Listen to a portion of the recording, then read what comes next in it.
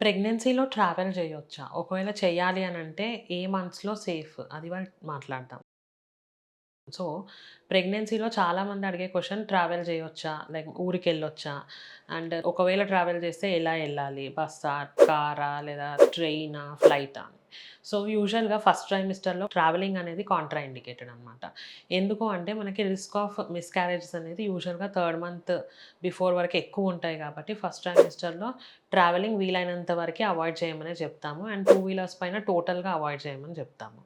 And second once first trimester cross అయ్యింది అంటే గనక ఎటువంటి కాంప్లికేషన్స్ లేవు ప్రెగ్నెన్సీలో అంటే లైక్ ప్లాసెంటా పొజిషన్ గానీ, మదర్‌కి ఏమన్నా కాంప్లికేషన్స్ లైక్ బీపీ ఏమన్నా ఉందా?